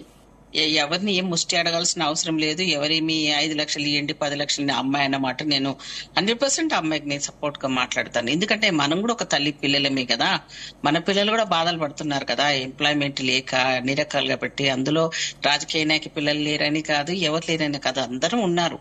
కాకపోతే గతంలో జరిగిన దానికంటే కూడా ఇప్పుడు ఆ పోస్టులు పెంచాం కాబట్టి కొంతవరకు కొంత టైం తీసుకుంటున్నాం, అంతేగాని ఇది చెయ్యరనేది కానీ చిత్తశుద్ధి లేదని కానీ అనుకోవడానికి లేదమ్మా. దయచేసి దాన్ని మీరు ఒక సౌహృదయంతో అర్థం చేసుకోండి. గత ప్రభుత్వాన్ని మమ్మల్ని ఒకసారి కలపొద్దమ్మా. ఎందుకంటే గత ప్రభుత్వం చేసిన దాని మీద ప్రజలు ఇచ్చిన మ్యాండేటరీతో వచ్చిన వాళ్ళం మేము. సో ఆ మ్యాండేటరీని మనం అర్థం చేసుకోవాలి, ఒక పక్షాన్ని ఆలోచించకూడదు. ఇప్పుడు వెంకట్ లాంటి వాళ్ళు NSAU పిల్లలు కానివ్వండి, చాలా మంది ఈ విషయంలో ఎన్నో కేసులు పెట్టించుకొని తమ జీవితాలన్నీ కూడా ఇప్పటి కూడా కేసులు ఉన్నాయి, వాళ్ళ కేసులు పోలేదమ్మా. వాళ్ళు ఏదో రాజకీయ పోస్టులు కొట్టినారు, వాళ్ళకి ఏదో సాధించుకున్నారు, వాళ్ళు ఏ ఉద్యమంలో పార్టిసిపేట్ చేయాలంటే మొన్న నీటికి సంబంధించిన దాంట్లో కూడా ఢిల్లీలో కూడా మా పిల్లలందరుగా అన్ని పార్టీలకు అతీతంగా యువతుల సబ్జెక్ట్ అంటే యువకుల సబ్జెక్ట్ నిరుద్యోగ సమస్య అంటే ప్రాధాన్యత ఇచ్చి గవర్నమెంట్ అందరితో పాటు మీ అన్ని లేకుండా అందరం కూడా వెలిసి పిల్లలందరూ కూడా అక్కడ చేయడం జరిగింది. మేము ప్రశ్నించే ధోరణిలోనే ఉన్నాము, మేము గవర్నమెంట్ లో ఉన్నాం కదా అని మమ్మల్ని ఎవరిని ప్రశ్నించేదని గతం ప్రభుత్వం లాగా మేము లేం తల్లి. డెఫినెట్ గా కొంత లేట్ అవుతుండొచ్చేమో గానీ దీని మీద ముఖ్యమంత్రి గారికి చిత్తశుద్ధి ఉంది, ప్రభుత్వానికి చిత్తశుద్ధి ఉంది. అలాగే వీళ్ళు చేసిన ద్రోహం వల్ల, గత ప్రభుత్వం చేసిన ద్రోహం వల్ల మాకు కొంచెం ఫైనాన్షియల్ గా క్రైసిస్ వచ్చినప్పటికి కూడా ఎవరికి నెలకు జీతం సరిగా వేయడం, ఫస్ట్ కల జీతాలు ఇవ్వడం, నిరుద్యోగులకు సంబంధించినంత వరకు చాలా వరకు అంటే నిరుద్యోగుల సమస్యను కూడా మేము ప్రాధాన్యత ఇచ్చాము. దానికి కూడా మేము డిస్కషన్. మీరు ఇప్పుడు గత ప్రభుత్వంతో పోల్చకండి. ముఖ్యమంత్రి గారి దృష్టిలో ఉంది అన్నప్పుడు లక్షలాది మంది నిరుద్యోగ యువత రోడ్ల మీదకి వచ్చి కొట్లాడుతుంటే ముఖ్యమంత్రి గారికి ఎందుకు చోన పట్టట్లేదు? ప్రజాపాలన అన్నారు కదా, ఇది ప్రజాపాలన కాదు మేడం, దగాపాలన. మీరు ఒప్పుకోవాలి ఖచ్చితంగా. ఎందుకంటే హామీలు నెరవేరలే, నిరుద్యోగులు 10 సంవత్సరాలుగా నష్టపోయారు కాబట్టి నమ్మి కాంగ్రెస్ ప్రభుత్వం ఎంచుకున్నాం. అట్లా సమాధానం హామీలు ఇవ్వడానికైతే గల్లీ నుంచి ఢిల్లీ లీడర్ల వరకు హామీలు ఇస్తారు, అమలు చేయడానికి మాత్రం ఏ ఒక్కరు కూడా ఈ రోజు. నేను అన్నదానికి, నేను ప్రభుత్వం పరంగా ఉన్నా, కాంగ్రెస్ పార్టీలో ఉన్నా, నేను పార్టీ జెండా లెవెల్ ఎప్పుడు మాట్లాడాను. నా వ్యక్తిత్వం నీకు తెలియదు. నేను కూడా అదే యూనివర్సిటీలో చదువుకొని ఆ ఉద్యోగ సమస్యలు అవన్నీ కూడా నేను ఎదుర్కొన్నదాన్ని. నేను సోషల్ వెల్ఫేర్ మంత్రిగా చేసినప్పుడు గానీ, నిరుద్యోగ సమస్యల విషయాల్లో గానీ, పిల్లల చదువు విషయాల్లో పడుతున్న తల్లిదండ్రుల బాధ దగ్గర నుంచి అన్ని అనుభవించింది దాని బిడ్డ నేను. సో నేనేమంటున్నానంటే ఆయనకి ఎందుకు కనిపించట్లేదు, వినిపించట్లేదా అనేది మాత్రం కాదు తల్లి. నేనేమంటున్నానంటే ఆ పోస్టులు పెంచిన దానికి, అట్లాగే ఇప్పుడున్న దానికి ఆ నీట్ ఎగ్జామ్స్ కూడా గతంలో జరిగిన వాటిని కూడా అలాంటిది కాకుండా కొంత టైం అవుతుంది అంతేగాని మీకు అడిగే రైట్ పక్కా ఉంది. మేము దీన్ని సమర్థిస్తా, నేనైతే సమర్థిస్తా, పార్టీలకు అతీతంగా సమర్థిస్తా. నేను నిండు మనసుతో చెప్తున్నా. నాకు ఇందులో పార్టీలా చేసింది నా పార్టీ కరెక్ట్ అని కూడా నేను ఒప్పుకోను. డెఫినెట్ గా చేయాల్సిందే. మీకు ఇచ్చిన దాంట్లో ప్రధాన అంశం మీదే. రాజకీయాల కంటే కూడా ముఖ్యమైనది నిరుద్యోగుల సమస్య. ఏ పథకాలు అవసరం లేదు, ఎవరికి ముష్టి కోసం మనం ఉండటం లేదు. మనకు ఇంటికో ఉద్యోగం వస్తే చాలు. ఆ ఉద్యోగం వల్ల మన ఫ్యామిలీస్ బాగుంటాయి, మన కుటుంబాలు బాగుపడతాయి. అందుకనే మేడం నమస్తే అండి, ఒక్క నిమిషం. గౌరవ మాజీ మంత్రి గారు, మీరు అంటే మీరు ముఖ్యమంత్రి సమర్థించను అనుకుంటేనే సమర్థించే ప్రయత్నం చేస్తా ఉన్నారు. ఇక్కడ ఏమడుతున్నారంటే విద్యాలయ నిరుద్యోగులంతా మీరంతా గత ప్రభుత్వం అని మీరు తప్పు దులుపుకోకండి. గత ప్రభుత్వం ఏం చేసిందో అది పక్కకు పెట్టి మీరు ఏం చేస్తున్నారో చెప్పండి. ఈ రోజు మీరు ఏదైనా పోస్టులు పెంచుతున్నారు. మీ ఎలా ప్రజలందరూ ఏమడుతున్నారంటే, నిరుద్యోగులు అందరూ ఏమడుతున్నారంటే మీరు పోస్టులు పెంచమని అని అడుగుతా ఉన్నారు. గ్రూప్ 2 పెంచుతామని చెప్పేసి ముఖ్యమంత్రి గారు ఆయన సంబంధించినటువంటి ఆనాయిలా లేకపోతే సంబంధించిన ప్రిన్సిపల్ సెక్రటరీ ఎవరో ప్రభుత్వం తరఫున వచ్చి మేము పోస్టులు పెంచుతామని ఎందుకు ఇలా భరోసా కల్పించట్లేరని చెప్పేసి అడుగుతా ఉన్నాం. ఇలా రెండోది వచ్చేసి అన్ని ఒకటేసారి డే బై డే ఎగ్జామ్లు పెట్టకండి, పోస్ట్ పోన్ చేయండి. ఒక డిఎస్సికి టెట్కు మధ్యన మినిమం 45 days కంటే ఎక్కువ గ్యాప్ ఉండాలని చెప్పేసి అడుగుతున్నారు. దాని మీద ముఖ్యమంత్రికి అవగాహన లేదు. మీలాంటి వాళ్ళకు ఉండుండొచ్చు నాకు తెలిసి, కానీ ఆయనకు అవగాహన లేదు. కానీ ప్రజలంతా అడుగుతా ఉంటే గతంలో అన్నాడు, నా దగ్గర కేసీఆర్ లెక్క కాదు, నేను ప్రజలతో నిర్ణయించిన మ్యాండేట్ ఏందో, ప్రజల అవసరాలు ఏందో కలిసి కూర్చొని మాట్లాడుకొని నిర్ణయించుదామని చెప్పేసి అన్నాడు. ప్లీజ్ ఒక్క నిమిషం మీ దృష్టి తీసుకొస్తా. ఈ రోజు ఎందుకు దాని అతిశయ ప్రయత్నం చేయట్లేదు? ప్రగతి భవన్ పిలిచేసి విద్యార్థి నాయకులను, అమరదీగా తెచ్చినటువంటి నాయకులను, విద్యార్థి రిప్రజెంటేటివ్స్ లో పిలిపించి ఎందుకు చర్చించట్లేడు ముఖ్యమంత్రి? ఇలా ముఖ్యమంత్రి ఢిల్లీ యాత్రలు చేస్తా ఉన్నాడు, ఇక్కడి నుంచి అక్కడ పోస్ట్ మ్యాన్ లాగా ప్రయత్నం చేస్తా ఉన్నాడు తప్ప విద్యార్థులను పరిష్కరించే ప్రయత్నం ఎందుకు చేయట్లేడని అడుగుతా ఉన్నాం. అతి తక్కువ టైంలోనే లేదమ్మా. నేను ఒక్క నిమిషం తమ్ముడు నువ్వు ఒక్క మాట ఆపాలను ఆగాల. ఇప్పుడు ఆరోపణలు చేయడం అంత ఈజీ. ఆరోపణలు సమర్థించడం నేను మధ్యలో మీరు వచ్చారు కదమ్మా, మీరు మాట్లాడాను ఝాన్సీ గారు ప్రభుత్వం అదే ఫైనల్ జడ్జిమెంట్. ఎంతమంది ఏం పెడుతున్నారో ఒక్కసారి ఆలోచించి మీరు చెప్పండి. మీరే ఫైనల్ అని చెప్పి మాట్లాడుతా ఉన్నారు. మా యొక్క పేపర్ లీకేజ్ అని మాట్లాడుతా ఉన్నారు. నీటి గురించి ఆమె ఎందుకు మాట్లాడతారు? ఎందుకు పోరాటం చేయట్లేదు? ఏబీపీ నాయకులు ఎందుకు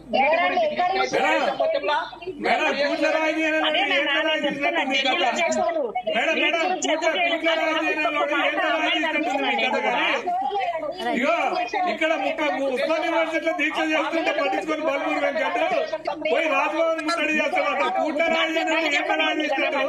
ఇక్కడ మీ గవర్నమెంట్ ఉంది, ఇక్కడ మీ గవర్నమెంట్ ఉంది కదా.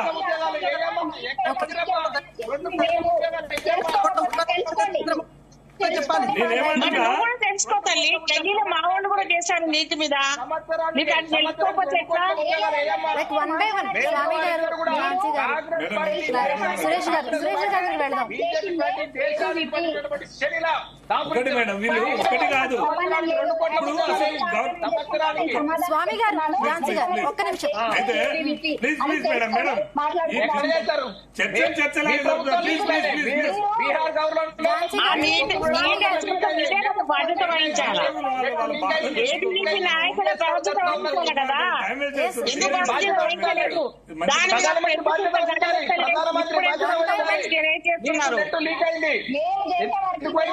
విద్యార్థి సంఘాలకు సోయి రాలేదు. ఫస్ట్ అది చూసుకోండి. మొట్టమొదటిసారి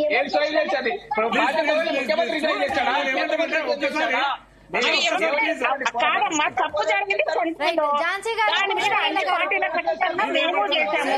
మరి ఇన్ని రోజులు ఇంట్రెస్ట్ పెట్టి ఇప్పుడు ఎందుకు చేస్తున్నారు? మా గవర్నమెంట్ వచ్చినాక మొత్తం చేంజ్ చేస్తాం. తప్పు అప్పుడు ఇంత సీరియస్ గా లేదు. మీరు ఈ సబ్జెక్ట్ లేరమ్మా. మీరు పార్టీ యాంగిల్ మాట్లాడకండి. మీరు పార్టీ యాంగిల్ మాట్లాడుతున్నారు. ప్లీజ్ లొల్లి పెట్టుకోవడం కాదు, మనం సమస్యని తీసుకురావాలి మేడం. ప్లీజ్ ఏమంటానంటే, గతంలో ఇచ్చినటువంటి హామీలలో విద్యార్థికి సంబంధించినటువంటి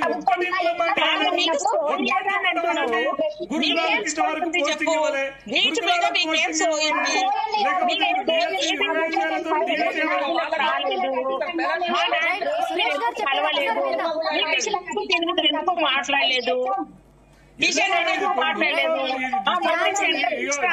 అంత లైట్ గా తీసుకొని మాట్లాడని చెప్పడం ఏంది? రాజీనామా చేయాలి కదా సెంట్రల్ మినిస్టర్. రాజీనామా చేయాలి. మీరెందుకు చేయట్లేదమ్మా డిమాండ్?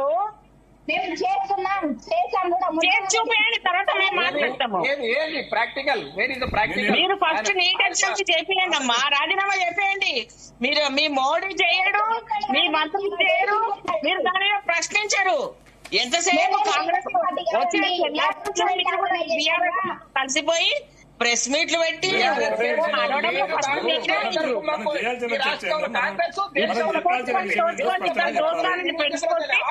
ఇప్పుడు మమ్మల్ని అంటారా మీరు? బీజేపీ పార్టీ, రాష్ట్రంలో ఉన్న కాంగ్రెస్ పార్టీ ముఖ్యమంత్రి స్వామి గారు మినిస్టర్ గారు నియమించట్లేదు, నియమించట్లేదు. టైం అయిపోయింది అనుకో. ఒక కన్సర్న్ మినిస్టర్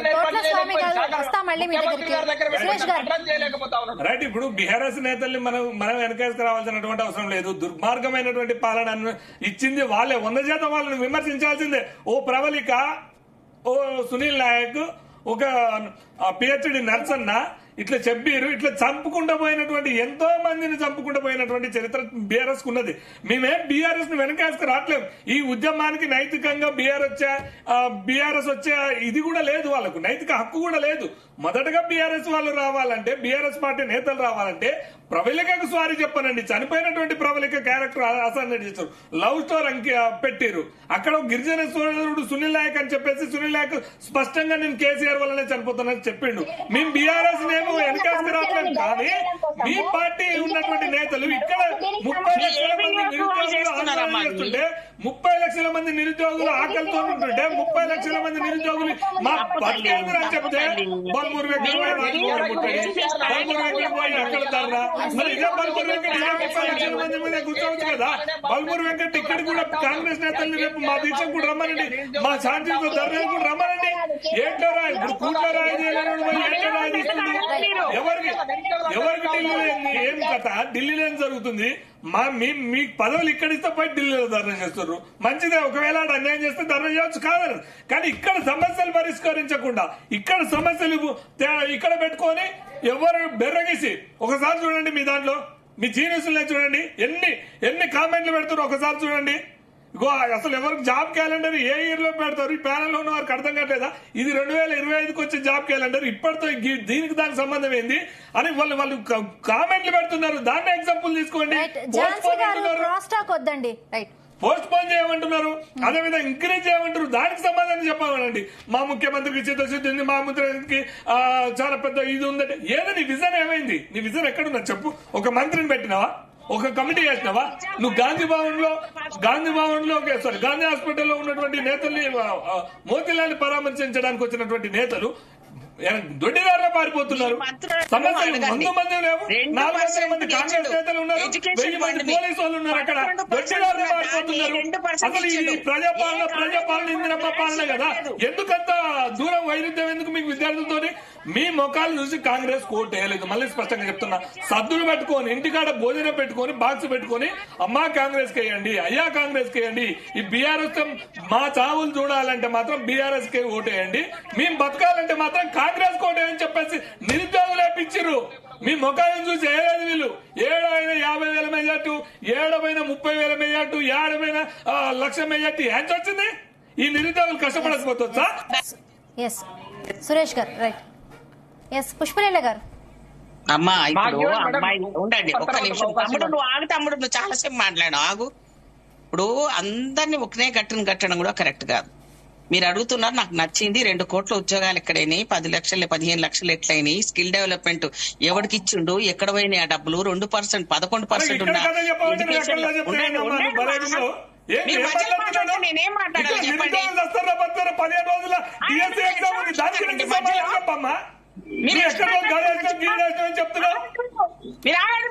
అంటే దీని మీద పెట్టుకున్నా వాళ్ళ జైలు మేము చేయలేదని చెప్పినావు. మీరు ఆడాలి మధ్యలో ఆపకండి మమ్మల్ని. ఇక్కడ చర్చ చెప్పమ్మా, ఇక్కడ ఎందుకు విధిస్తున్నారు?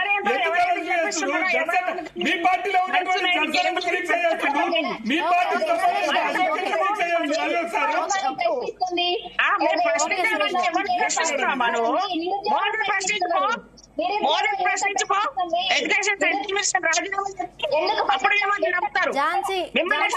మా జనాలు పుష్పలీల గారు చెప్పు, కేంద్రంలో ప్రభుత్వం ఏది ఉంది చెప్పు, నువ్వు నాకు సమాధానం చెప్పు. ఎన్ని కోట్లు ఇచ్చిండు, ఎన్ని యూనివర్సిటీలు ఇచ్చి గ్రాంట్స్ ఇచ్చింది చెప్పు, ఏ ఉద్యోగానికి స్కిల్ డెవలప్మెంట్ సెంటర్ ఇచ్చింది చెప్పు, ఎవరికి ఎన్ని కోట్లు ఇచ్చింది చెప్పు, చెప్పు. ఏం మాట్లాడతారమ్మా? మాట్లాడుకుంటా దోచుకున్నారు. ఇక్కడ కేసీఆర్, అక్కడ మోదీ ఎవరన్నా మిమ్మల్ని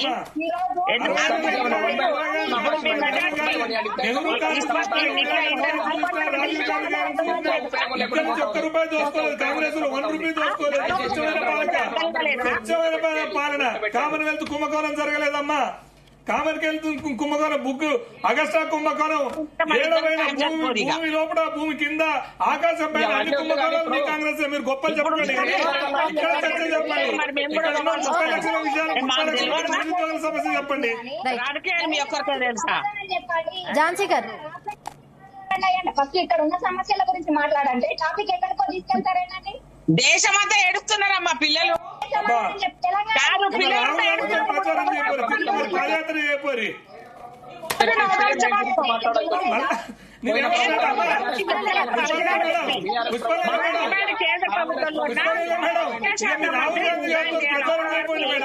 ఎక్కడ సమస్యలు మీ నేతలంతా ఏమంటే మోడీ చేయట్లేదు, మేము చేయట్లేదు అని చెప్పండి. చెప్పి దగా పాలన చేస్తుంది కాంగ్రెస్ ప్రభుత్వం. మాటలు నేర్చిరి బిడ్డ, మీరు రాజకీయ నాయకులు అయితే చాలా బాగుంటది. మీరు రాజకీయాలకు రండి, అసలు నన్ను రాజకీయ ట్రైనింగ్ మీరు తప్పది, తప్పును తప్పనాలి. నీ పాటైనా నా పాటైనా ఎక్కడ మాట్లాడుతున్నావు? నువ్వు నీటి గురించి మాట్లాడుతున్నా చెప్పు, నువ్వు నీటి గురించి మాట్లాడుతున్నా.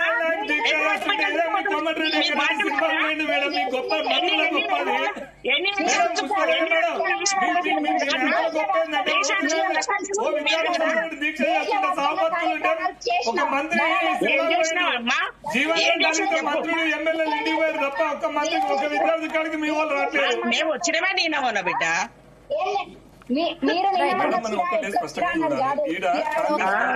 కాంగ్రెస్ వాళ్ళు మొత్తం పక్కరాకిచ్చి సంకరాకి ఇవ్వాలని చూస్తున్నారు. వాళ్ళకి అలవాటు. ఇప్పుడు ఏం చేయాలి, పైన ఏం చేస్తుండు, మోడీ ఏం చేసిండు, ఏం ఏడబోయింది, ఇది కాదుగా సమస్య. ఇక్కడ ఏం చేసినావు? నీ గవర్నమెంట్ మోడీ గురించి మాట్లాడేటప్పుడు ఫస్ట్ మనదేందో మనం చూసుకోవాలి కదా. మన కాడ ఏముందో గురువింద సామెత గుర్తు తెచ్చుకోవడం ఏంది? ఇక్కడ జరుగుతున్న సమస్య 10,000 మంది 15,000 మందితోని పెద్ద ధర్నా చేస్తే పర్మిషన్ ఇచ్చింది ఆ గవర్నమెంట్. మరి ఈ గవర్నమెంట్ ఎందుకు పర్మిషన్ ఇవ్వట్లేదు? ఈ గవర్నమెంట్ ఎందుకు కేసులు పెడుతుంది? ఈ గవర్నమెంట్ పోలీసులతో ఎందుకు రౌడీజం ఓకే చెప్తుంది? సురేష్ గారు, తోట్ల స్వామి గారు కన్క్లూడ్ చేయండి. తోట్ల స్వామి గారు విద్యార్థుల సంఘాలను తెస్తాం. అమ్మ ఫస్ట్ మంత్రి మండలి విస్తరించమని చెప్పమ్మా. అమ్మా మోడీ మంత్రి మండలి విస్తరించండు. మోడీ అందరికి మంత్రి పదవులు ఇచ్చిండు. ఓకే తోట్ల స్వామి గారు ఫైనల్ గా ఏమైనా చెప్తారా? కన్క్లూడ్ చేయండి. మాటలతో సరిపెట్టుకుంటే సరిపోదు. అదే నువ్వు మళ్ళక్కడ మాట్లాడ బిడ్డ. నువ్వు ఏకపక్షంగా మాట్లాడకు. ఏకపక్షంగా మాట్లాడుతున్నావు బిడ్డ. నువ్వు లేదు తప్పు అమ్మా. నేను చెప్తున్నా, ఏబీవీపీ ఢిల్లీలో పోయి ధర్నా చేయి. తర్వాత అది చేసినాక మేము ముఖ్యమంత్రి గారు త్వరలోనే నోటిఫికేషన్ సంబంధించి నువ్వు అడగక ముందే అన్ని చేస్తాం. అప్పుడు నీకు సమాధానం దొరుకుతుంది. కొంచెం వెయిట్ చేయి. డిబేట్ లో పాల్గొన్నందుకు థ్యాంక్ యూ సో మచ్ అండి. పుష్పలీల గారు, ఝాన్సీ గారు, తోట్ల స్వామి గారు.